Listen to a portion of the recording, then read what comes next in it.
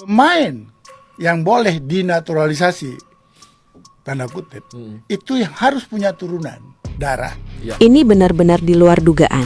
Dua pemain naturalisasi baru timnas Indonesia siap tampil di FIFA Series.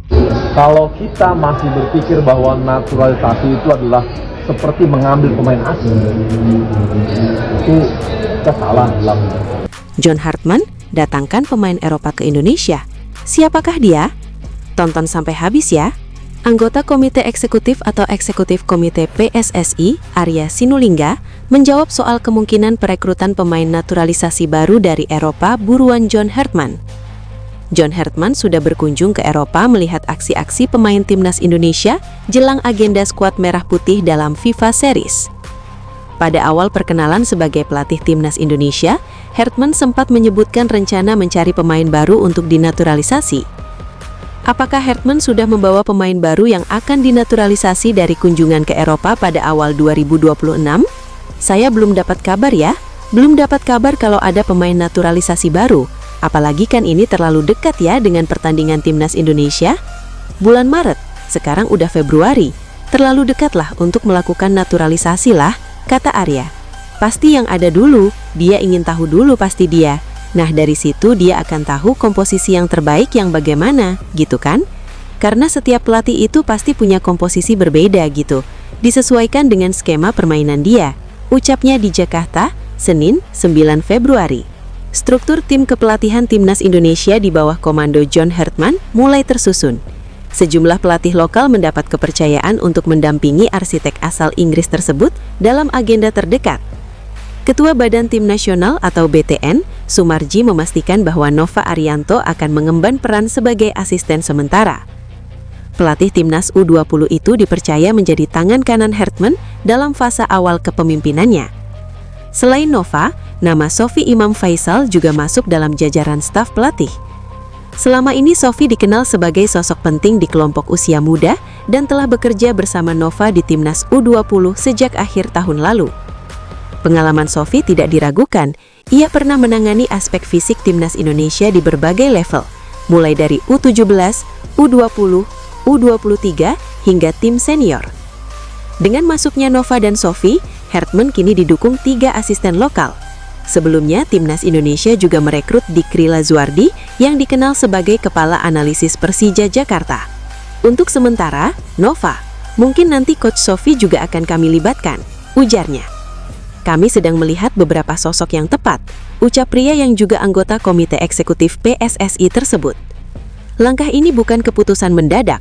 Sejak awal negosiasi, PSSI melalui BTN telah menyepakati pentingnya keterlibatan pelatih lokal dalam struktur kepelatihan Hartman. John Hartman sendiri dijadwalkan menjalani debut bersama timnas Indonesia pada ajang FIFA Series 2026 Maret mendatang. Turnamen tersebut juga akan diikuti Bulgaria, Kepulauan Solomon, dan Saint Kitts dan Nevis. Komitmen untuk mengakomodasi pelatih lokal menjadi bagian dari kesepakatan awal antara kedua belah pihak. Saya juga sudah sampaikan ke John agar supaya memperhatikan sesuai dengan komitmen saya bersama dia, harus ada asisten pelatih lokal yang turut serta di dalam timnas Indonesia, imbuh Sumarji. Kehadiran Nova dan Sofi bukan sekedar pelengkap. Mereka diharapkan menjadi jembatan antara visi Hartman dan karakter sepak bola Indonesia, sekaligus memastikan kesinambungan program pembinaan lintas kelompok usia. Di balik gemerlap gaji bintang-bintang Real Madrid, sebuah fakta mengejutkan muncul. Ibu Kylian Mbappe disebut-sebut memperoleh penghasilan lebih tinggi daripada 7 pemain tim utama Real Madrid musim lalu dalam perannya sebagai agen. Real Madrid dikenal mempekerjakan beberapa pemain dengan bayaran tertinggi di dunia. Menurut Kapologi, Kylian Mbappe menerima gaji sekitar 520.000 pound per pekan di Santiago Bernabeu, menjadikan pemain dengan penghasilan tertinggi klub. Posisi kedua ditempati Vinicius Junior yang digaji sekitar 415.000 pound per pekan. Di sisi lain, Real Madrid juga memiliki sejumlah pemain akademi yang masuk skuad utama dengan gaji jauh lebih kecil.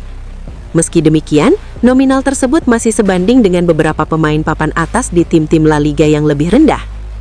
Kedatangan Mbappe ke Real Madrid pada musim panas 2024 menjadi satu di antara transfer paling bersejarah di generasinya. Sebagian besar klub elit Eropa sempat memburu tanda tangan penyerang Prancis itu secara free transfer dari Paris Saint-Germain. Real Madrid akhirnya berhasil memenangkan persaingan tersebut dengan membayarkan bonus tanda tangan senilai 130 juta pound yang dibayarkan selama durasi kontraknya, menurut laporan ESPN. Dalam dunia transfer tingkat tinggi, peran agen makin krusial dalam beberapa tahun terakhir, dan kompensasinya pun meningkat seiring itu. Mbappé diwakili oleh ibunya, Faiza Lamari, mantan pemain handball Prancis yang mendampingi karir Mbappé sejak ia berusia 15 tahun. Laporan dari media Portugal A Bola menyebut Lamari menerima 4,5 juta euro neto per tahun sebagai imbalan atas jasanya, angka yang sudah termasuk dalam kontrak 5 tahun Mbappé. Bentuk kesepakatan Lamari sedikit berbeda dibanding agen lain. Dalam wawancara dengan Envoy Special 2024, Lamari mengungkap telah membuat perjanjian langsung dengan Mbappé, di mana ia menerima 30% dari seluruh penghasilan Mbappé. Akibat kesepakatan itu, Lamari disebut mengantongi lebih dari 7 pemain tim utama Real Madrid sekaligus: Raúl Asensio, Franco Mastantuono, Gonzalo Garcia, Andriy Lunin, Fran Garcia, Arda Güler, dan Brahim Diaz. Kendati kesepakatan Lamari dibuat langsung dengan Mbappé, bukan klub, praktik menerima komisi besar oleh agen bukan hal yang langka. Contohnya agen Neymar, Pini Zahavi, meraup sekitar 45 juta euro ketika kliennya menandatangani transfer rekor dunia senilai 198 juta pound ke Paris Saint-Germain pada 2017. Sementara Mino Raiola, agen Paul Pogba, menerima 24 juta pound dalam transfer Pogba ke Manchester United pada 2016. Sebagian besar klub biasanya membayar komisi standar 10% dari gaji pemain untuk agen, dan agen juga bisa menerima bagian dari paket transfer secara keseluruhan. Dalam kasus Mbappé, Real Madrid tidak mengeluarkan biaya transfer karena kontraknya dengan PSG sudah habis. Namun itu memberi kesempatan bagi penyerang Prancis itu untuk meminta bonus tanda tangan besar yang turut mempengaruhi negosiasi agen. Pemain timnas Indonesia Dean James mengalami cedera dan harus absen membela klubnya Go Ahead Eagles dalam persaingan Eredivisie 2025-2026. Timnya takluk 3-1 dari Heerenveen pada partai tunda pekan ke-20 Kamis, 12 Februari 2026 dini hari. Go Ahead Eagles berstatus tuan rumah menghadapi Heerenveen tanpa diperkuat Dean James yang hingga kini belum diungkapkan secara mendetail mengenai jenis dan tingkat keparahannya. Dalam laga ini, posisi yang sering ditempati Dean James diisi oleh Alphonse Sampet. Laga berlangsung sengit di babak pertama hingga tak ada gol yang tercipta. Baru pada menit ke-54, Go Ahead Eagles membuka keunggulan lewat gol Julius Dirksen menuntaskan umpan Jacob Breum. Namun tim tamu Heerenveen mengamuk setelah kebobolan. Hanya berselang 4 menit saja setelah gol tuan rumah, Lasse Nordas menyamakan kedudukan menjadi 1-1. 10 menit kemudian Lasse Nordas mencatat brace setelah menyelesaikan assist dari Maxence Rivera. Menit ke-81, giliran Jacob Trenskov memastikan kemenangan Heerenveen dengan memanfaatkan umpan Maxence Rivera. Skor 3-1 untuk keunggulan Heerenveen bertahan hingga laga usai. Hasil buruk bagi Go Ahead Eagles yang sudah tak merasakan kemenangan dalam 10 laga terakhir di Eredivisie. Posisi mereka di klasemen juga cukup rawan longsor, dengan nilai 23, hanya berjarak 6 poin dari tim penghuni zona degradasi, dengan kompetisi menyisakan 12 pertandingan lagi.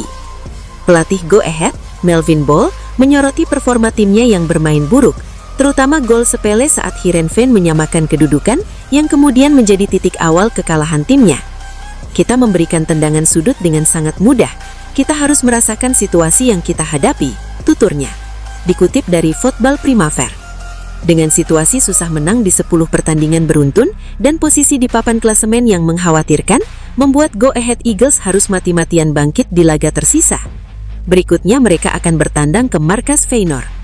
Kita butuh kemenangan, kemudian kita harus menghadapinya dan menembakkan bola. Kita bisa berbicara satu sama lain sepanjang minggu, tetapi saat-saat seperti itulah kita harus menunjukkan mentalitas mati suri. Itu terlalu mudah, jelasnya. Kabar kurang enak datang dari pemain keturunan Indonesia di Bundesliga, Jensen Silt. Klub Bundesliga, VfL Wolfsburg, memutuskan untuk tidak mempermanenkan Silt. Bek muda keturunan Indonesia itu dilaporkan kecil kemungkinan dipermanenkan setelah masa peminjamannya berakhir pada musim ini. Mengutip laporan Football Transfers, manajemen Wolfsburg hampir pasti tidak akan mengaktifkan opsi pembelian dalam kontrak pinjaman Silt dari Sunderland. Silt didatangkan dengan harapan bisa menambah kedalaman di lini pertahanan, namun perjalanannya di Volkswagen Arena tak berjalan mulus.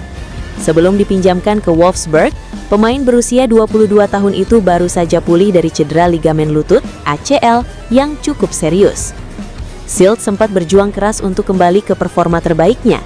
Sayangnya setelah tiba di Wolfsburg, Silt kembali mengalami sejumlah masalah fisik dan absen karena sakit. Bahkan sepanjang tahun kalender ini ia belum sekalipun tersedia untuk memperkuat tim. Situasi tersebut membuat Wolfsburg ragu untuk melanjutkan kerjasama secara permanen. Dengan minimnya kontribusi di lapangan serta riwayat cedera yang mengkhawatirkan, klub Bundesliga itu diperkirakan tidak akan menebusnya dari Sunderland.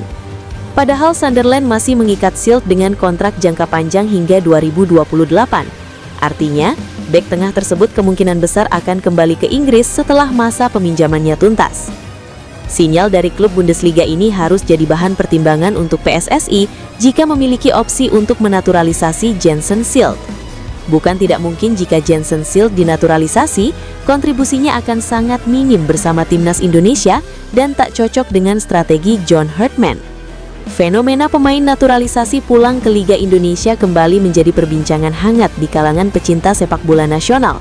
Dalam beberapa bulan terakhir, sejumlah pemain diaspora dan keturunan yang sebelumnya berkarir di Eropa memilih kembali merumput di kompetisi domestik.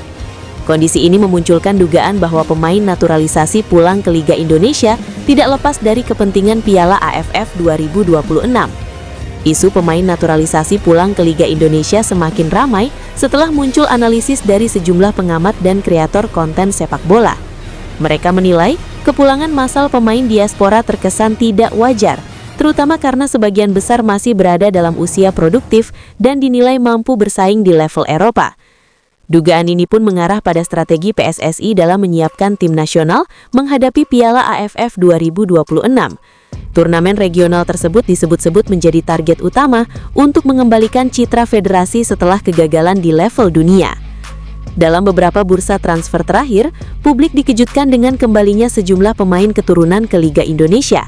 Nama-nama seperti Rafael Struijk, Eliano Reinders, Shane Patinama, Mauro Zylstra hingga Cyrus Margono menjadi contoh pemain yang memilih pulang meski masih berusia muda. Secara teori, pemain-pemain tersebut masih memiliki peluang untuk mencari klub baru di Eropa, baik di kasta kedua maupun ketiga. Namun keputusan kembali ke tanah air justru memunculkan tanda tanya besar. Pengamat menilai, langkah ini bertolak belakang dengan praktik di negara lain. Di Thailand, Jepang, hingga Timor Leste, federasi justru mendorong pemain mudanya untuk terus berkarir di luar negeri demi meningkatkan kualitas. Salah satu alasan yang paling sering disoroti adalah jadwal Piala AFF 2026 yang berdekatan dengan agenda pramusim klub-klub Eropa. Pada periode tersebut, pemain yang masih berstatus abroad hampir dipastikan sulit mendapat izin membela tim nasional. Jika pemain masih terikat klub Eropa, mereka cenderung diwajibkan mengikuti agenda pramusim demi menjaga posisi di tim utama. Akibatnya, peluang membela Indonesia di Piala AFF menjadi kecil. Berbeda halnya jika pemain sudah bermain di Liga Indonesia, PSSI dinilai lebih mudah berkoordinasi dengan klub lokal, baik melalui penyesuaian jadwal maupun kebijakan khusus. Dengan begitu, pemain dapat dipastikan tersedia saat turnamen berlangsung. Sejumlah analis menilai, Piala AFF memiliki nilai strategis bagi PSSI dari sisi pencitraan. Setelah kegagalan lolos ke Piala Dunia dan kontroversi pergantian pelatih, kepercayaan publik terhadap federasi berada di titik rendah. Jelang keikutsertaan timnas Indonesia di ajang FIFA Series 2026 nanti di bulan Maret 2026 mendatang, beberapa media lokal menyebut skuad Garuda tengah mempersiapkan tim jelang laga uji coba tersebut. PSSI sendiri juga dirumorkan tengah mendekati beberapa pemain diaspora baru guna membuka peluang untuk dinaturalisasi dan membela timnas Indonesia. Langkah ini sendiri dianggap beberapa pihak sebagai sesuatu yang cukup wajar bagi timnas Indonesia dalam beberapa tahun terakhir. Beberapa pemain naturalisasi baru memang kerap kali memperkuat timnas Indonesia jelang laga-laga tertentu sebelumnya. Hal ini terjadi sejak era kepelatihan Shin Tae-yong dan Patrick Kluivert. Namun menanggapi isu rencana penambahan pemain naturalisasi baru di tubuh timnas Indonesia, PSSI justru membantah adanya rumor tersebut. Arya Sinulinga menyebut belum ada rencana penambahan pemain naturalisasi baru yang direkomendasikan oleh pelatih timnas Indonesia saat ini, yaitu John Hartman. Kita belum tahu, mungkin dia melihat yang ada dulu, mungkin. Jadi belum tahu dia, kan lucu juga tuh tambah pemain. Tapi yang ada aja belum tahu kemampuannya, pembagiannya belum tahu. Nanti setelah FIFA Series, baru dia akan melihat apakah pemain ini lanjut atau ada perubahan, atau mungkin ada tambahan. Semua tergantung evaluasi dia. Sebelumnya, beberapa pemain keturunan dikabarkan membuka peluang dinaturalisasi dan membela timnas Indonesia. Beberapa nama seperti Luke Vickery, Pascal Struijk, Jensen Silt, Ilyas Alhaf, dan beberapa nama pemain diaspora lainnya disebut-sebut akan segera menjalani proses naturalisasi dan membela timnas Indonesia. Namun Arya Sinulinga sendiri pada akhirnya memberikan bantahan dari beberapa rumor tersebut dan menyebut jika John Hartman masih belum memutuskan akan menambah pemain naturalisasi dalam waktu dekat ini. Menurutnya, pelatih asal Inggris tersebut masih akan mencari komposisi terbaik dari timnas Indonesia dan akan melihat susunan pemain yang ada saat ini. Pasti yang ada dulu, dia pengen tahu dulu pasti dia. Nah, dari situ dia akan tahu komposisi yang terbaik yang bagaimana, gitu kan? Karena setiap pelatih itu pasti punya komposisi berbeda, gitu. Disesuaikan dengan skema permainan dia. Keputusan PSSI yang tidak menambah atau memproses pemain naturalisasi baru dalam waktu dekat jelang ajang FIFA Series 2026 nanti tentunya menimbulkan pertanyaan baru.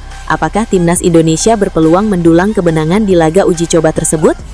Faktanya, kendati bukanlah tim terkuat di ajang FIFA Series 2026 nanti, skuad Garuda masih diunggulkan dari lawan-lawannya dan diprediksi bisa mendulang poin yang cukup besar. Melansir dari laman resmi FIFA, timnas Indonesia akan menghadapi Saint Kitts and Nevis di laga perdana ajang FIFA Series 2026 nanti. Jika melihat dari ranking Saint Kitts and Nevis yang berada di peringkat 152 dunia, tentunya skuad Garuda cukup percaya diri bisa meraih kemenangan dari negara asal Subkonfederasi Amerika Utara, CONCACAF. Lalu di laga kedua, timnas Indonesia bisa berpeluang bertemu pemenang antara Bulgaria 87 dan Solomon Islands 154 yang akan saling bertanding di laga lainnya. Meskipun nantinya berpeluang bertemu Bulgaria yang memiliki ranking jauh di atas Indonesia, skuad Garuda tetap diunggulkan mampu meraih kemenangan dari negara asal Eropa Timur tersebut. Faktor tuan rumah dan sudah terbentuknya chemistry antar pemain jadi aspek yang bisa membuat Indonesia meraih kemenangan atas negara asal Eropa Timur tersebut. Jadi bagaimanapun menurutmu, apakah Indonesia memerlukan tambahan pemain naturalisasi atau tidak saat ini? Konfederasi Sepak Bola Asia mengonfirmasi bahwa terdapat protes dari Vietnam terkait penggunaan 7 pemain naturalisasi timnas Malaysia. Vietnam menyatakan kebenaran dokumen Facundo Garces, Rodrigo Holgado, Imanol Machuca, Joao Figueiredo, Gabriel Palmeiro, Hector Hevel, dan John Irazabal. Skuad asuhan Peter Klamovski saat ini memimpin klasemen grup F pada putaran kualifikasi akhir Piala Asia 2027 dengan koleksi 15 poin, berunggul 3 angka dari Vietnam yang berada di posisi kedua. Namun situasi memanas setelah munculnya laporan mengenai dugaan ketidakabsahan 7 pemain yang memperkuat Malaysia. Sekretaris Jenderal AFC Datuk Sri Winsor Paul John menjelaskan bahwa pihaknya pertama kali menerima informasi dari FIFA mengingat kompetisi tersebut berada di bawah naungan AFC. Kita diberitahu oleh FIFA karena ini adalah kompetisi AFC, yaitu kualifikasi Piala Asia 2027. Kita mendapat informasi bahwa FIFA sedang meneliti ketujuh pemain tersebut setelah pertandingan antara Malaysia melawan Vietnam. Ujarnya via Makan Bola. Ia menegaskan bahwa penyelidikan itu bermula dari adanya protes resmi yang diajukan oleh pihak Vietnam. Karena ada protes dari Vietnam, itu pertama kalinya kita menerima kabar langsung dari FIFA. Setelah itu, kita menunggu hasil penyelidikan yang dilakukan FIFA. Biasanya proses tersebut melibatkan Federasi Nasional dan FIFA. Jelasnya. Selanjutnya, AFC menerima pemberitahuan mengenai sanksi awal yang dijatuhkan kepada Federasi Sepak Bola Malaysia, FAM, terkait penggunaan 7 pemain yang dinilai tidak memenuhi syarat atau tidak sah. Ungkapan AFC mengakhiri segala spekulasi siapa yang protes. Sebelumnya, Bos Johor Darul Takzim Tunku Ismail bin Sultan Ibrahim menyindir Ketua PSSI Erick Thohir dalam pembelaannya mengenai kasus ini. Tunku Ismail mengunggah pernyataan kontroversial dengan menyebut seseorang yang berada di New York di balik laporan pemain naturalisasi Malaysia. Saat itu, Erick Thohir sedang berada di New York dalam pertemuan dengan Presiden FIFA. Perkembangan terbaru menyebutkan bahwa FAM telah mengajukan banding ke Mahkamah Arbitrase Sport, KAS. Dalam pernyataan resminya, FAM mengungkapkan bahwa KAS telah mengabulkan permohonan penundaan pelaksanaan, stay of execution, atas sanksi yang dijatuhkan FIFA. Keputusan tersebut berarti hukuman larangan 12 bulan dari seluruh aktivitas sepak bola terhadap 7 pemain itu sementara ditangguhkan. Dengan demikian, ketujuh pemain tersebut diperbolehkan melanjutkan karir dan mengikuti aktivitas sepak bola hingga